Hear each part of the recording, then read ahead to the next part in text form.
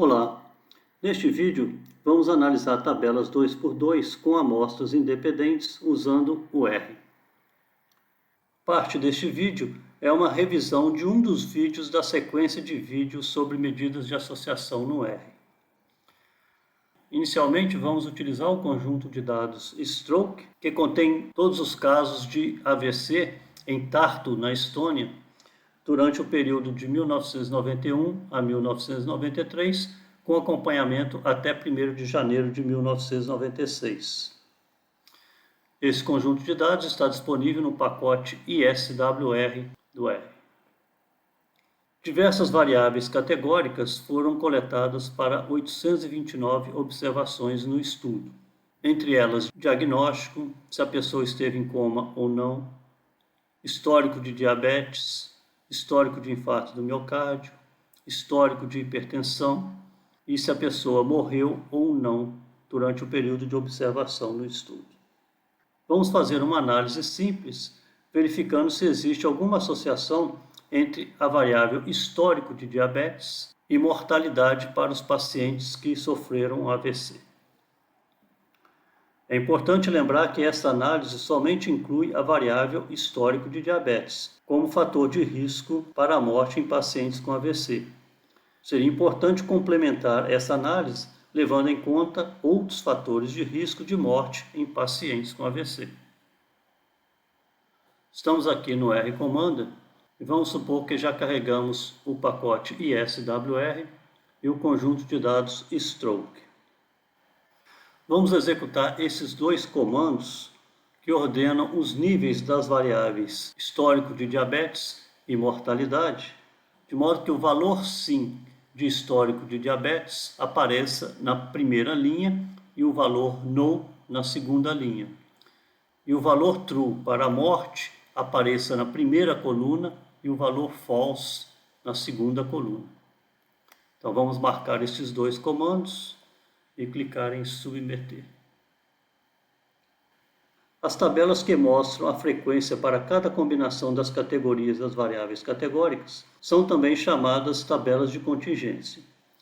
Quando há duas variáveis categóricas binárias, a tabela de contingência também é chamada de tabela de dupla entrada, ou tabela 2x2. Para analisar uma tabela 2x2 no R Commander, vamos em Estatísticas, Tabelas de Contingência, Tabela de Dupla Entrada. Vamos selecionar a variável Histórico de Diabetes, DIAB, para as linhas, e a variável DED para a coluna. Em Estatísticas, vamos marcar a opção Percentual nas linhas e marcar também a opção Teste Exato de Fischer. A opção Teste de Independência do Q² já está selecionada previamente. Vamos clicar em OK. Então, os resultados são mostrados nessa área. Aqui nós temos a tabela de frequência, com o nível YES de histórico de diabetes na primeira linha e o valor TRUE de DED na primeira coluna. Aqui estão as proporções de pessoas com histórico de diabetes que morreram, 63,9%, e daquelas que não têm histórico de diabetes e morreram, 57,3%.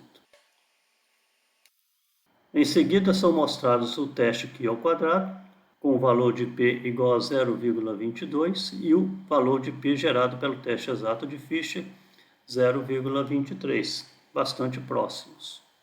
Os resultados são bastante similares, porque as amostras do estudo são suficientemente grandes para a aproximação do Q² ser válida. Se usarmos o nível de significância de 5%, a hipótese nula de não associação entre histórico de diabetes e mortalidade em pacientes com AVC não é rejeitada, já que o valor de P é acima de 5%. A única medida de associação que o R Commander apresenta é a razão de chances, odds ratio, quando marcamos a opção para realizar o teste exato de Fischer. A estimativa pontual da razão de chances é 1,32 e o intervalo de confiança vai de 0,83 a 2,11. Lembramos novamente que essa análise não inclui o efeito de outras variáveis sobre a mortalidade, o que poderia alterar os valores aqui obtidos. Vamos agora usar o pacote EPR para obter as medidas de associação, diferença absoluta de riscos, risco relativo e razão de chances para a associação entre o histórico de diabetes e mortalidade. Vamos supor que já instalamos o pacote EPR e ordenamos as variáveis histórico de diabetes e DED. Então, para obter as três medidas de associação, vamos executar esses três comandos. Este primeiro comando carrega o EPR. Essa função table vai criar a tabela 2x2 a partir das variáveis diab para as linhas e dead para as colunas e vai armazenar a tabela nesse objeto chamado tab. E essa função ep.2by2 vai gerar as medidas de associação com os respectivos intervalos de confiança, supondo que o estudo é um estudo de coortes e usando a tabela que eu gerei no comando anterior. Então vamos marcar esses três comandos e clicar em submeter.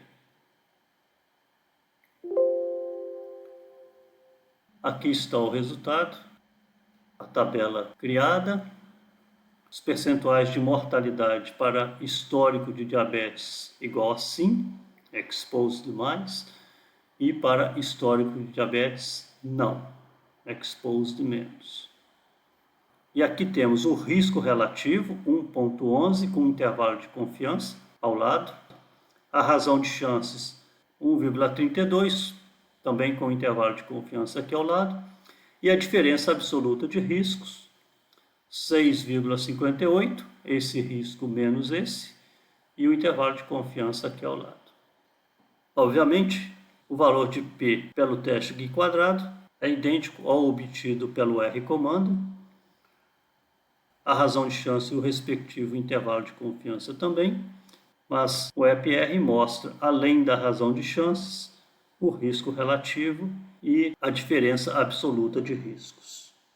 As conclusões são semelhantes, observamos que os intervalos de confiança para o risco relativo e razão de chances inclui o valor 1 e para a diferença absoluta de riscos inclui o valor 0, que são os valores correspondentes à hipótese nula de não associação entre o histórico de diabetes e mortalidade. Vocês podem tentar reproduzir esse exercício usando as variáveis histórico de infarto do miocárdio e mortalidade. Vamos aproveitar o EPR e realizar a análise da tabela simplificada do estudo de Rierkind et al., relacionando a atividade física com a ocorrência de diabetes mellitus entre os homens. Vamos montar a tabela no EPR diretamente a partir desses valores, como mostrado a seguir. Estamos novamente no R comando. Essa função matrix vai gerar uma tabela 2x2 com esses valores a partir das linhas by row igual a true.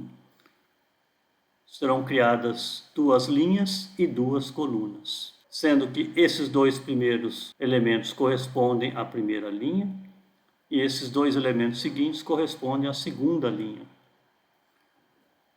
A tabela vai ser armazenada no objeto tab.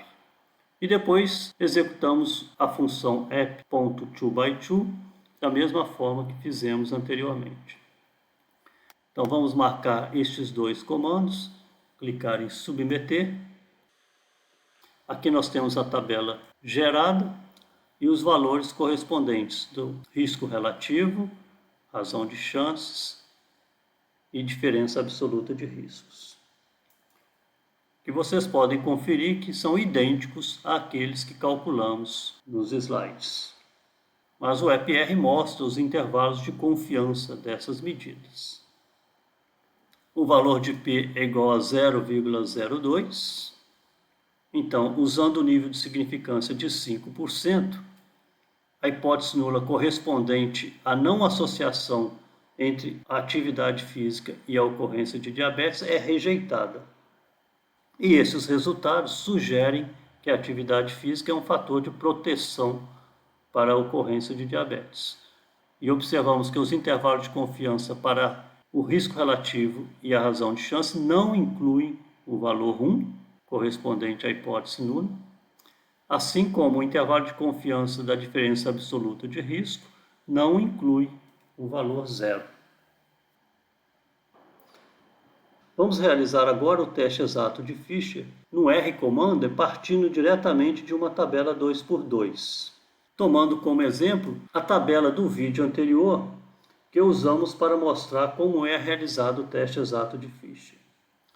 Então, no R-Commander, vamos em Estatísticas, Tabela de Contingência, digite e analise tabela de dupla entrada.